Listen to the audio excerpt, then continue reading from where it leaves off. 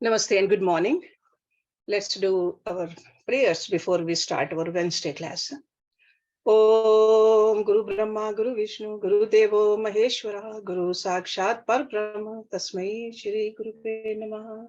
Om Bhu Bhavaswaha Tatsavitra Varenayam Bhargo Devasya Dhimahi Dhiyo Yo Nah Prachodayat Asto Ma Satyamya Tamso Ma Jyotirgamya Mrityurma Amritam Gamya Om Sahna Vavtu Sahna Bhunaktu Saviryam Karvavahi Tejasvi Nav Adhitamastu Ma Vidveshavahi Om Shanti Shanti Shanti Om.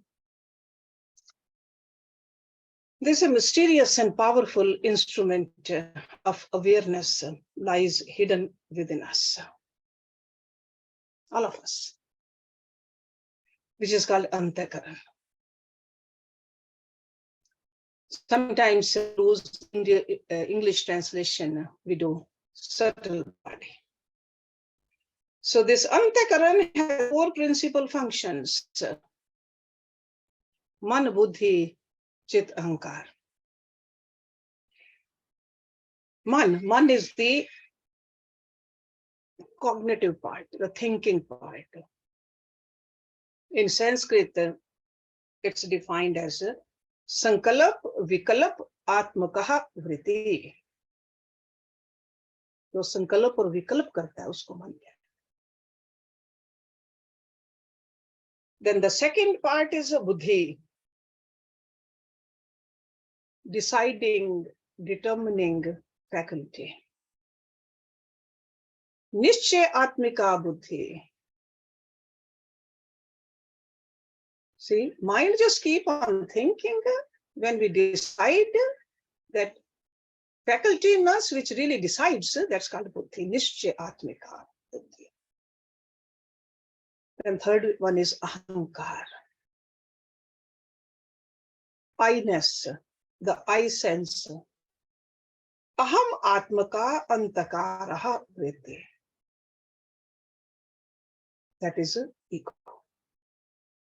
And the fourth one is Chit, Anusandhan Atmakaha Vritti.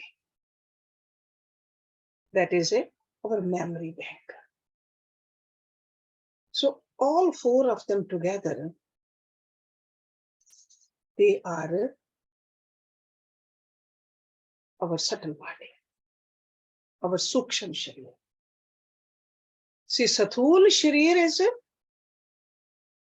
this gross body, which we can see, we can touch it. But this is a Suksham Sharir. And all of us have these four faculties. We are going to explore the Ahankar today, the ego. What does it really mean?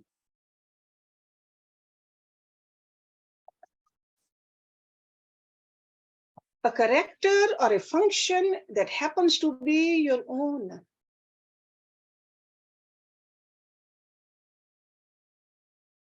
It's called ego, Ahankar. Not ego in the sense of pride or arrogance, but in a more fundamental sense as your inborn sense of individuality. Because loosely we just give a bad name to ego. Sometimes we think we should not have ego. How can we function without having the ego? Ego is very much part of our individuality. The ego word, as you know, is actually the Latin pronoun I. And here it means your inner I, your feeling of I-ness. That's ego. So in other words, ego is a thought that represents you. It is the I thought in your mind. And the simplest way to identify it is to notice what happens when your ego is not present. Sometimes that does happen.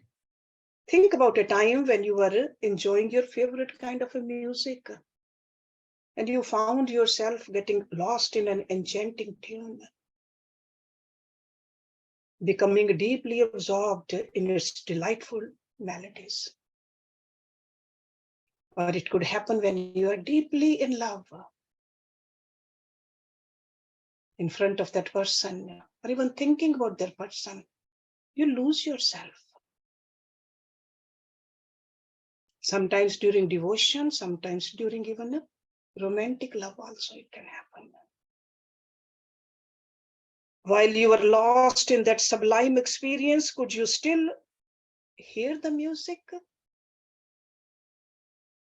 Yes, of course, because you were still there.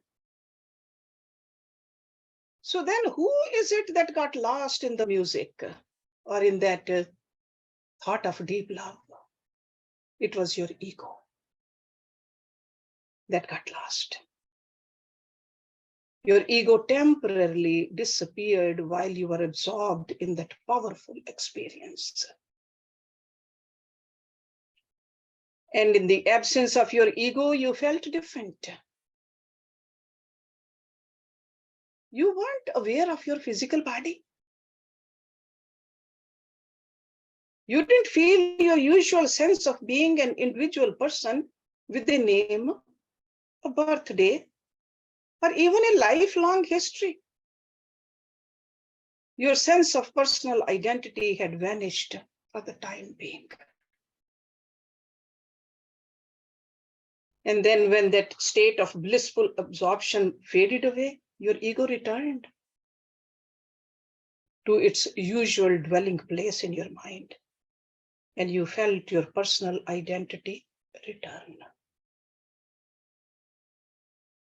So remember that ego is your sense of individuality, your feeling of being an individual person.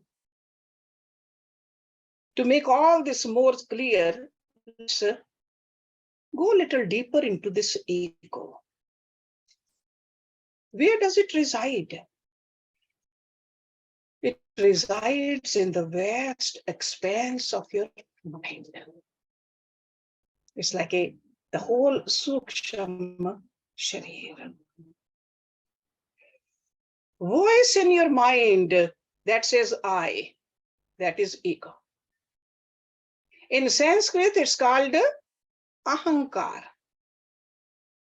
There's a big difference between Abhiman and Ahankar. Remember that. Ahankar literally means I maker. See, Ahankar, two words. When you break it down, then we can understand it much better. So technically speaking, the ego is particular activity in your mind that is responsible for your feeling of I-ness. Your feeling of individuality, mental activities, doesn't have a physical form, shape, or a color. But still it's stuck inside our mind. Mind which has an enormous chamber. There are lines which we can call walls, but then there are compartments. And everything we experience takes place in this vast space. Whatever you see, whatever you hear, whatever you smell, taste, or touch emerges in here in this mental events called, we call it a perceptions. For example, when we see something, your eyeballs capture the object's appearance, and then neurons in your brain produce the images. Images that appear here inside your mind to experience. In the same way, any kind of a noise which goes through our ears, then they emerge into our mind as a sound perceptions. So everything you perceive with your five senses emerges into your mind in the form of mental events. And as each mental event emerges, it's immediately experienced by you. You are aware. You are conscious that what's happening in every corner of your mind, in every nook and cranny, so to speak, because your mind is permeated by awareness. And that awareness is really you.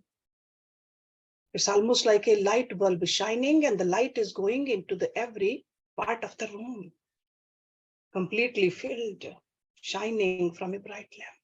So this awareness in our mind. In ancient India, the rishis or the sages discovered the consciousness shining in your mind is your true self, your essential nature, the inner divinity. They said consciousness is the unchanging light of awareness by which you know or experience all the changing activities in your mind. That means including all these perceptions and the ego also. It's almost like a sun is utterly unaffected by all it shines upon. In the same way, consciousness is utterly unaffected by whatever it illumines. So the same sunshine goes on the saint and on the sinner also. Onto a beautiful, clear lake and into a dirty puddle also. The same sunshine. And that's how these rishis, they concluded, because unchanging consciousness is your essential nature, you are utterly unaffected by everything that happens in your mind. This is one of the most powerful and consequential teachings of those ancient rishis. Let's look at ego a little bit more. Because you might ask, what is ego's role in this complicated process of sense perceptions?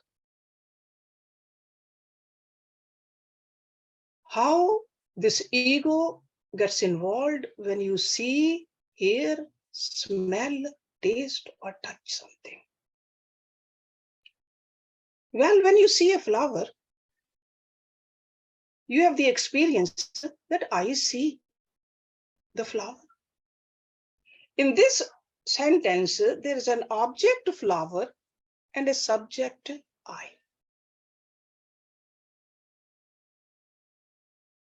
These correspond to two different mental events here in your mind. One is the flower thought, and the other is the I thought. That I, when we say I see flower, that is the ego. Whenever you perceive something, this ego is present in that experience as your sense of individuality. You are sitting inside your house. The doorbell rings. You have the experience. I, an individual person, hears the doorbell. That is the ego. When you smell freshly baked bread, you have the experience. I, an individual person, smell the bread. So that's how, through all those perceptions, this I is functioning. I am present along with the objects we perceive. So your experience of an object has two parts.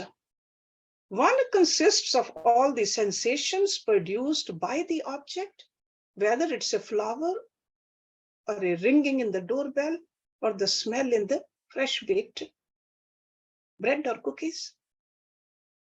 And other is that object. So the sensations produced by the object, and the other part is the ego, your feeling of being an individual person. So next, you might ask, is it possible to perceive something in the absence of the ego? Think about it. Can you see a flower without ego? Or without having ego being present in your mind?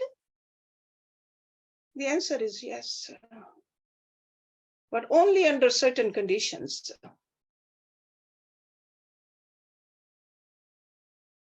Suppose you were to become entranced by the exquisite beauty of the flower, such a beautiful lotus flower.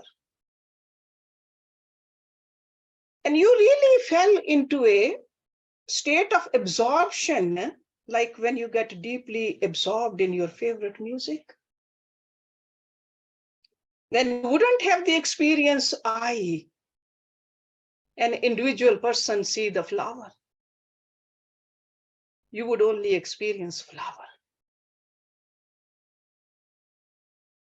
It's almost like you are sitting in front of the Guru. You are so absorbed in the divinity of the Guru that you forget about your own ego. So you would only experience the flower whenever you get absorbed like that, I, your ego, temporarily. Underline this, temporarily fades away. It happens from time to time.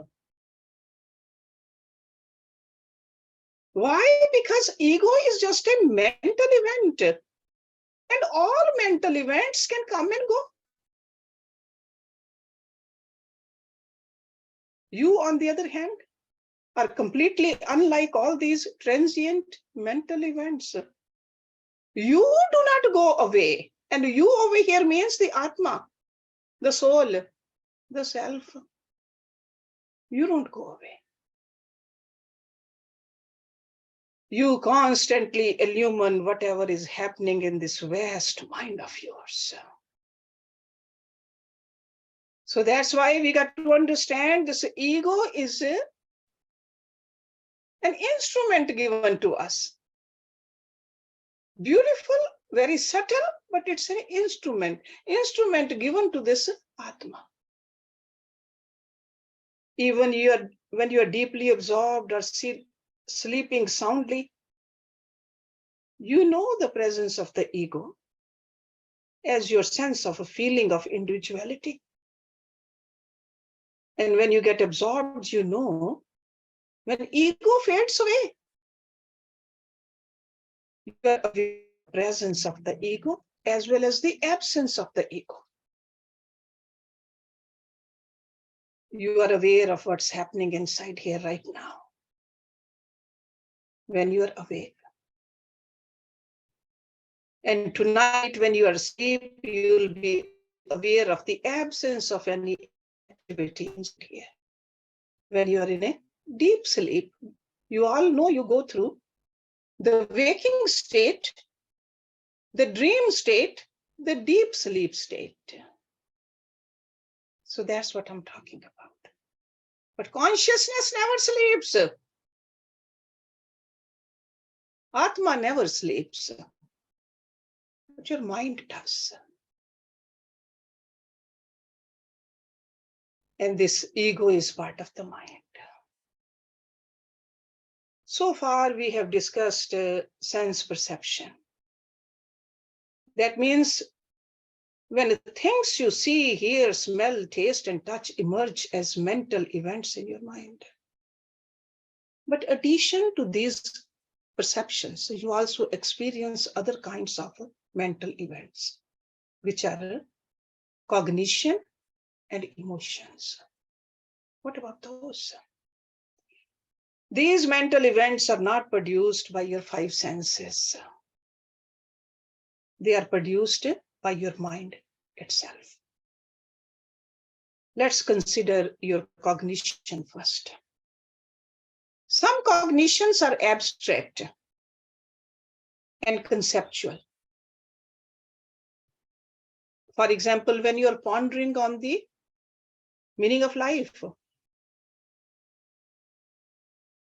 But others could be detailed and practical, like when you are making a list of the items you need to do. Or if you are going for shopping, you are making a list of the items you need to buy. So while these cognitions are coming and going in your mind, your ego is also present, because who's making the list? So while you ponder the meaning of life, or while you are making up a shopping list, you still feel like an individual person. So you feel the sense of I-ness because of the presence of your ego. So now, what about your emotions? Emotions emerge in your mind. Just like cognitions and perceptions, as soon as they emerge, you become aware of them. And while various emotions come and go in your mind, your ego is constantly present along with them. That's why we say my emotions, or I am emotional. Or often we say I am happy. That's an emotion. Or I am sad. So the I you are referring to is actually your ego. Or even when we say I am depressed. So the I thought, when we say I thought, so that is present as your sense of being an individual person who feels happy or sad. The ancient rishis made this remarkable discovery that you, in your essential nature, don't really become happy or sad. Okay, that's why we often hear that happiness is a state of mind.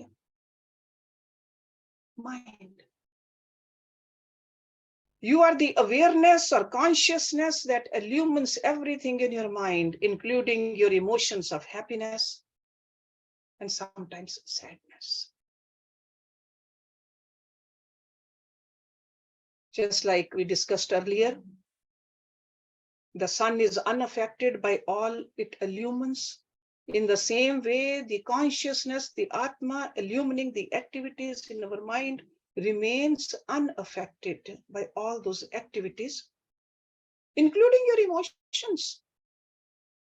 That means the sadness or the happiness or the depression. But then if you are truly unaffected by sadness, then why do you feel so sad sometimes? Think about it. The problem is one of the confusion. When you say, I feel sad, I you refer to is your ego.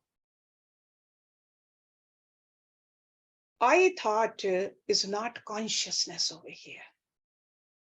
Because by definition, the I, the consciousness or the awareness or the soul can never get sad.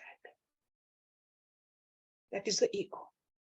You wrongly identify the I thought in your mind as being who you really are. That's why the whole process of spirituality, the sadhana, is to know yourself. Who are you in reality? The unchanging light of awareness that illumines the changing activities of your mind.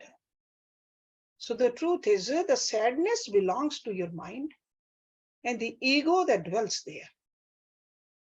Sadness does not belong to you, the conscious being. When you thoroughly understand this fact, you'll be able to experience sadness without feeling so sad. So sad event is there, but still you don't feel sad and you can go through it. And one of the sad moments is when we lose something or some dear one. You can go through that without really feeling that sadness because you know who you are. That can never be sad. So without wanting the sadness to go away also, because you don't resist the sadness then. You are just going through it. So really speaking, sadness is not your enemy. Because sometimes we think that, my God, why all the bad things happen to me only? We feel that somebody is attacking us, like an enemy attacking us. But when you watch a sad movie, you might leave the theater with the tears streaming down your cheeks and say, that is the best movie I have ever seen. Or don't you see that tears rolling down at the time of the wedding also? There's no sadness. So sadness is not the problem. The problem is concluding that sadness in your mind truly affects you. You means the changeless awareness that knows the presence of sadness. So we got to have that clear. This happiness or the sadness cannot affect the Atma, who you are. So just like sadness is not your enemy, your ego is not your enemy.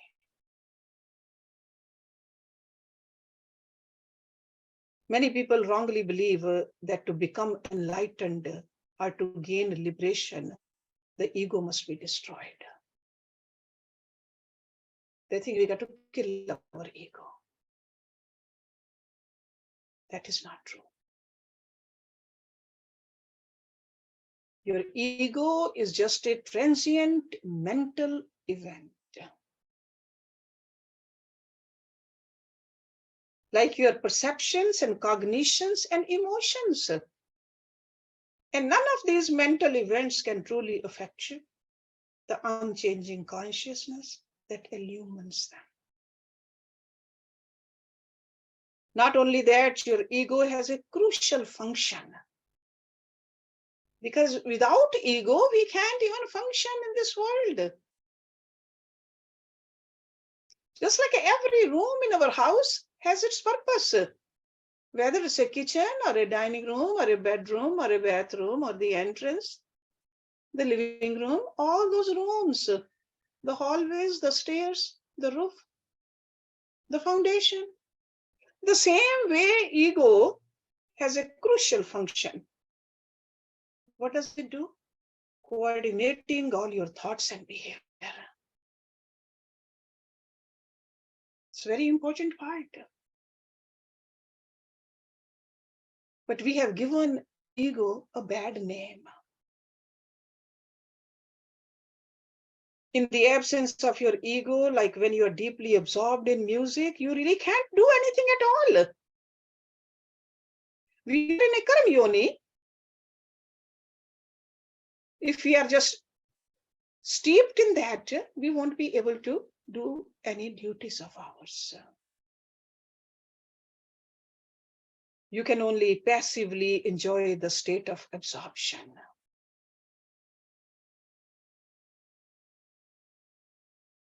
You need your ego to engage in worldly activities. It is a natural and vital part of your human nature. But remember, just like other parts of our being, we got to keep them clean. We got to know the purpose of those parts, whether it's a physical body or whether it's a prana. The same way the ego also, we got to keep it clean. We got to understand what is it for. So, and in the final analysis, your ego is not to blame for your suffering. You suffer due to confusion. You suffer due to ignorance. You suffer due to the failure to recognize your own true nature. And what is that true nature? Unchanging consciousness, unborn, eternal, vast, full, and complete. That's who we are. We are part of that whole. And that's what we have forgotten. And that is the cause of our suffering, not the ego. With the help of the powerful insights and the teachings of rishis, you can remove that ignorance. And in Sanskrit, this ignorance is called avidya.